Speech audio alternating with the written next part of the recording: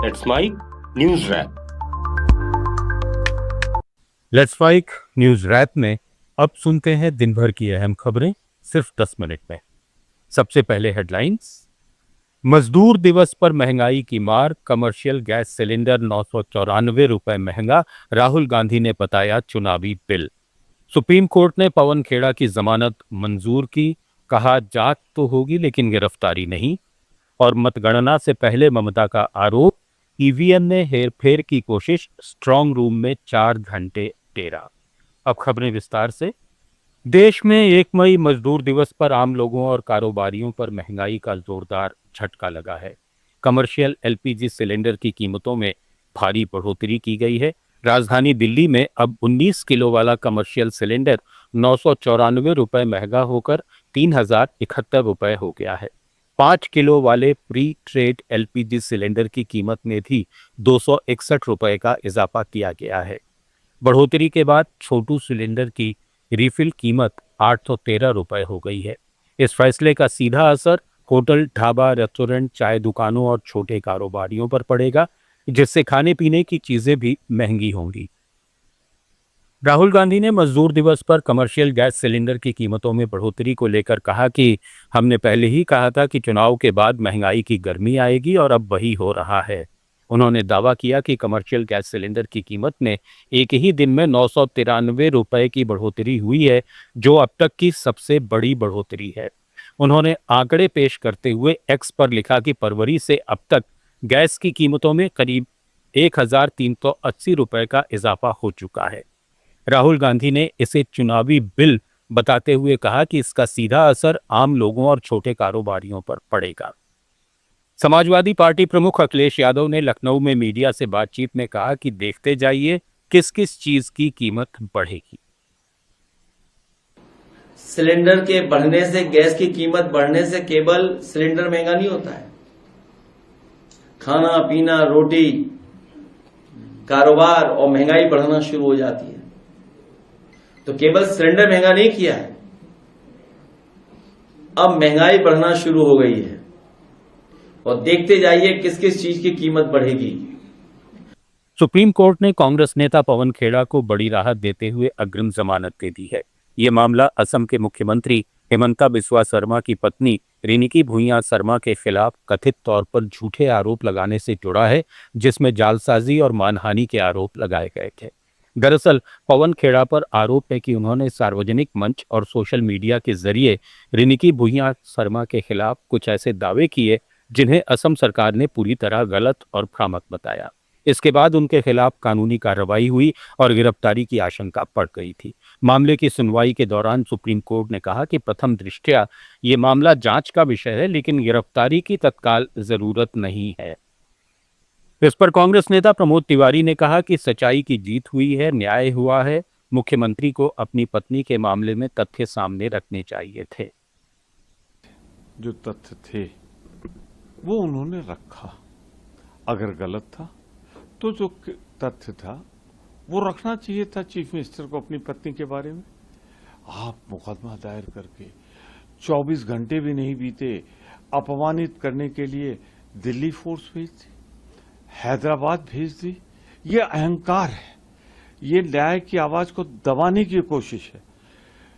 हैदराबाद ने, high court ने इसीलिए तो जमानत दे दी थी। पवन खेड़ा को सुप्रीम कोर्ट से मिली जमानत पर कांग्रेस नेता जयराम रमेश ने कहा कि आज संविधान की जीत हुई है।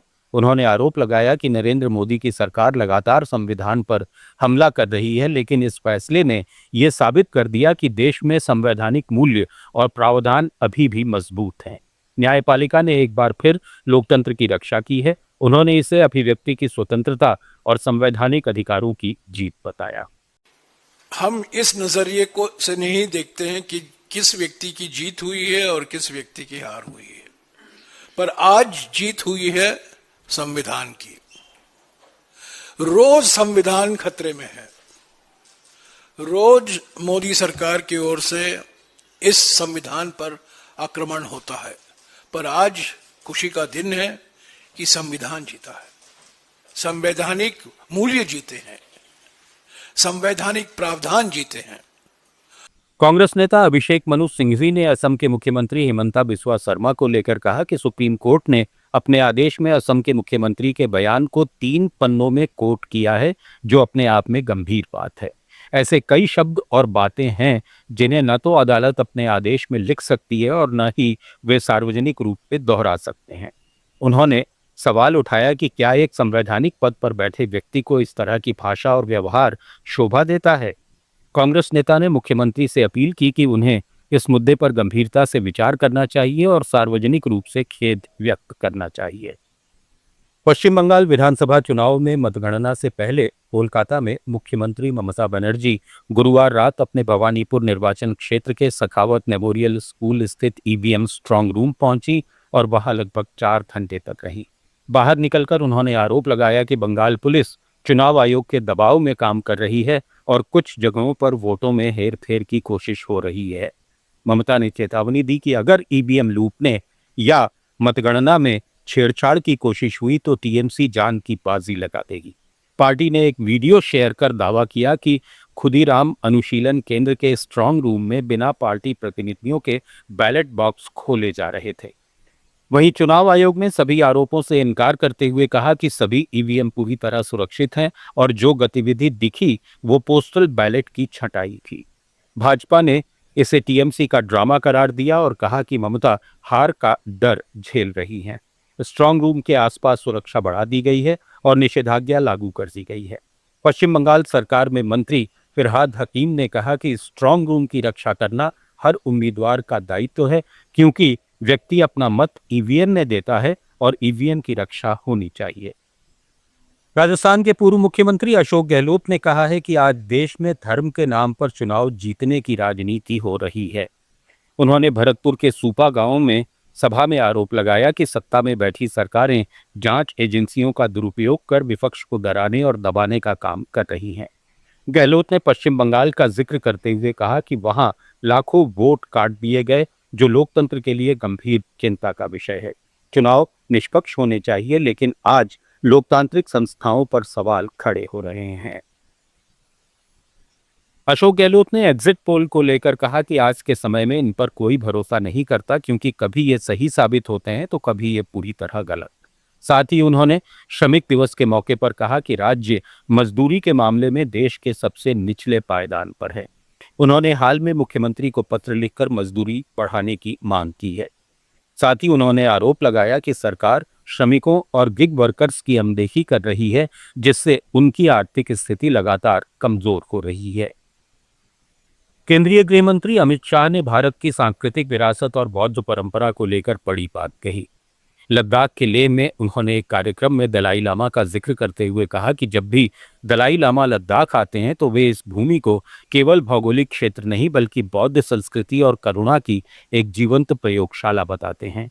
ये क्षेत्र सदियों से ज्ञान, शांति और आध्यात्मिक परंपराओं का केंद्र रहा है। पंजाब के बठिंडा में नशा तस्करी और संगठित अपराध के खिलाफ पुलिस ने बड़ा अभियान चलाया है। ऑपरेशन प्रहार और कासो के तहत पुलिस ने 89 नशा तस्करों को गिरफ्तार किया है। कार्रवाई के दौरान पुलिस ने उनके कब्जे से हेरोइन, भुक्की, नशीली गोलियां और एक 30 बोर की पिस्तौल भी बरामद की। अभियान की अगुवाई वरिष्ठ अधिकारियों ने की और जिले के संवेदनशील इलाकों में घर घर तलाशी और नाकेबंदी की गई। एसएसपी ज्योति यादव ने बताया कि नशा तस्करी के नेटवर्क को तोड़ने और गैंगस्टर्स पर शिकंजा कसने के लिए ये अभियान चलाया गया है, जो आगे भी जारी रहेगा। न्यूज रैप में फिलहाल इतना ही। बने रहिए लेट्स माइक के साथ। आप सुन रहे थे let's make more than radio. Follow कीजिए हमें हमारे सोशल मीडिया प्लेटफॉर्म्स पर। It's time for news. It's time for more than radio. Presenting the first radio news app, Let's Mic. Let's Mic, a news-based app on your phone where you get to watch and listen news, talk shows, interviews, radio show podcasts. On Let's Mic, you get all relevant information of TV, print, radio, podcast, and digital. Let's Mic talks about every segment of life.